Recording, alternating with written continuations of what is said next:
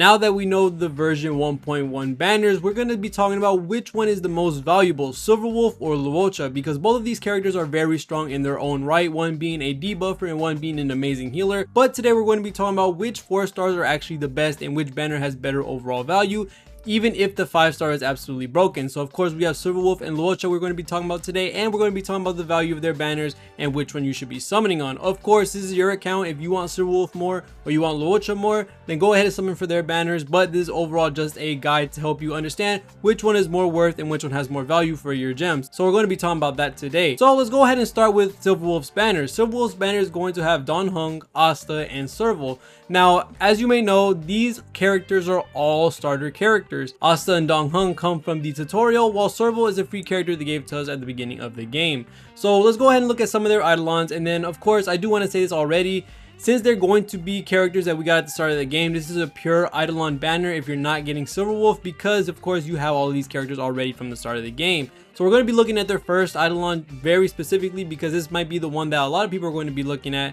And then when we talk about the other ones, of course, that is if you have extra copies, or if Luocha, we're going to be talking about his 4 stars in a quick second as well. So let's go ahead and start with Asta. So Asta, of course, amazing support, amazing speed buffer. She's an amazing unit. You should be building her for sure. So she's an amazing character to have. We're going to have to see what that first eidolon does, because you want to see what you're going to be getting if you summon on Silverwolf's banner. For Asta's first eidolon, we're going to see when using skill, deal damage for 1 extra time to a random enemy. So this is going to help a little bit more with her attack buffing, as she needs to hit multiple different enemies with her skill to get that attack buff. This is also going to help with shield breaking, because she's going to hit an extra time, so that's more damage on the shield, making it a lot easier to finish all of that up. So let's go ahead and start looking at the other ones really quickly.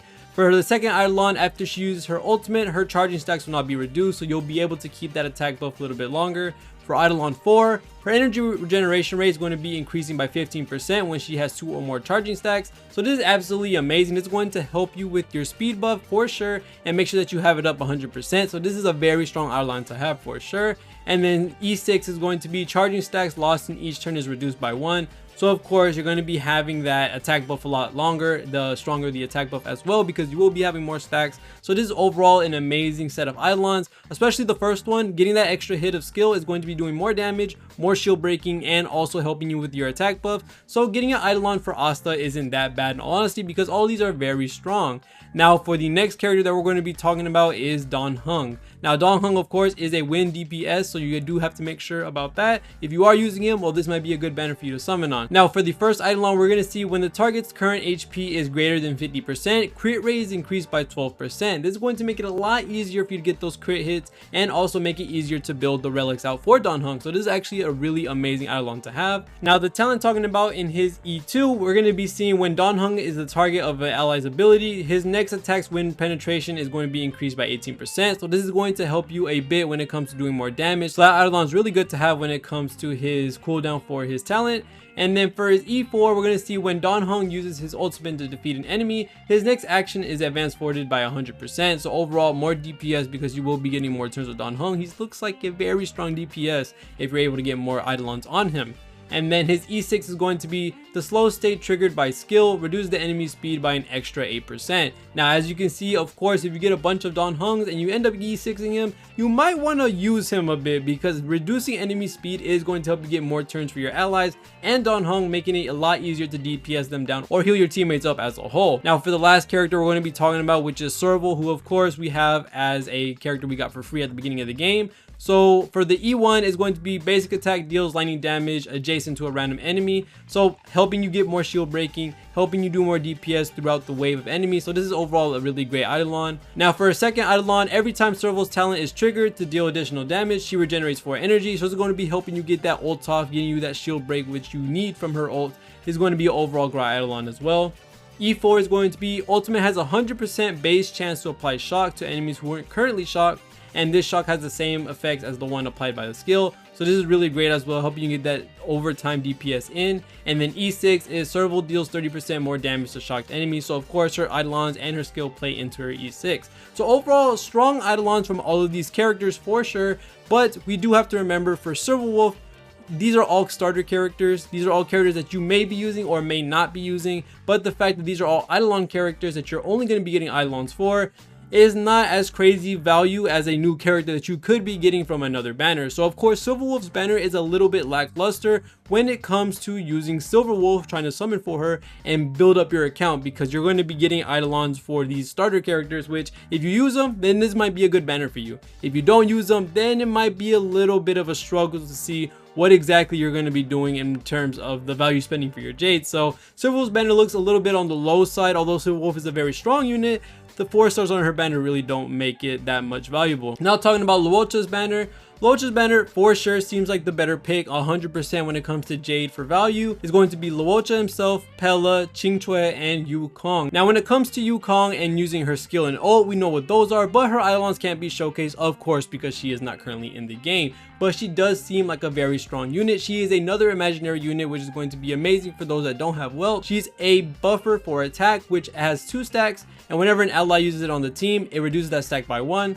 She's also able to use her ult, and when her ult has that skill buff still active for the team, she's able to increase crit rate and crit damage. So Yukong seems like a very strong character for the future of the game, and also her overall talent is absolutely amazing as well. She gets a speed boost, and for people that like to grind the enemies for the maps for the XP or for overall farming in general, she's going to be a very strong pick for overall farming for sure.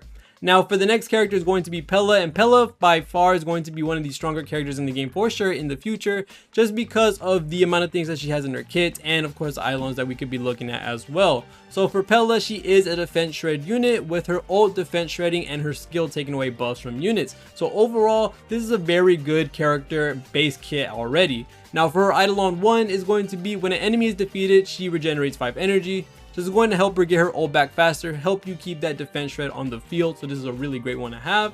Using skill to remove buffs increases speed by 10%. So overall, more damage, as I said, more skill point regeneration if you're just running with Pella and you're getting those skill points for normal attacking. So this is a really great eidolon as well.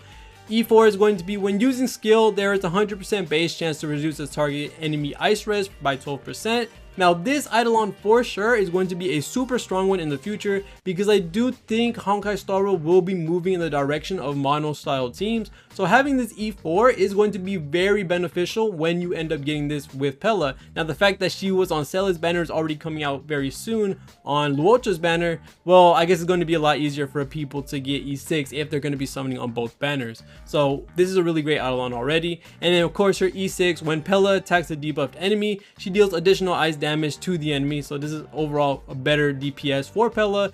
Not really the main thing you're building her for, but having the extra DPS, having the extra shield break is going to be overall a really great thing. Now the last character we need to talk about is Ching Chu, which of course she can be very inconsistent, but she's overall a really nice character, a really fun character, and I think these eidolons are going to be playing into that factor. So E1 is going to be ultimate does 10% more damage. Overall, just a good constellation overall, just more DPS. E2 is going to be every time draw tile is triggered, Ching Chu immediately regenerates 1 energy. So that's going to be overall more buff to the ultimate, and once you get that ultimate, E1's activated already, so that's a really good one to have already. Now for her E4, when you use her skill, she's going to get a 24% chance to get a buff, and this buff ends up giving you a follow-up attack with Ching Chu. So this is really cool to have when it comes to using her. It's going to just be extra damage. And then her E6, you recover 1 skill point after using an enhanced basic attack. So after all the things that she does when it comes to draining your skill points, for her E6, she does something nice and gives you 1 back whenever she gets her attack off. So this is a really good eidolon to have. Now, of course, which one is the strongest of the two? Now, as I said before, Silverwolf's banner is a very eidolon heavy banner, with a lot of the starter characters in that portion of the banner being Asta, Cerebral, and Dan Heng. This can be great for them because they do have great eidolons, but having new characters is going to help out a lot more, especially when LUOCHA's banner has a lot more support, such as Pella and Yukong. And with Yukong being as strong as she is, Pella being as strong as she is with defense shred, and Yukong having crit damage, crit rate buff, and attack buff, you're going to need these characters in multiple teams, especially in Memory of Chaos, because if you do use these modes, or you do these modes because they give a lot of rewards, you're going to have to build 2 teams. And having a bunch of DPSs on 1 banner with Asta pretty much, and of course Silverwolf is an amazing character. She's a really great debuffer, able to put any weakness on any enemy. LUOCHA just does a lot more, and his banner is a lot better. LUOCHA is a standby healer, being able to heal without using skill point, being able to cleanse, being able to take off buffs off enemies.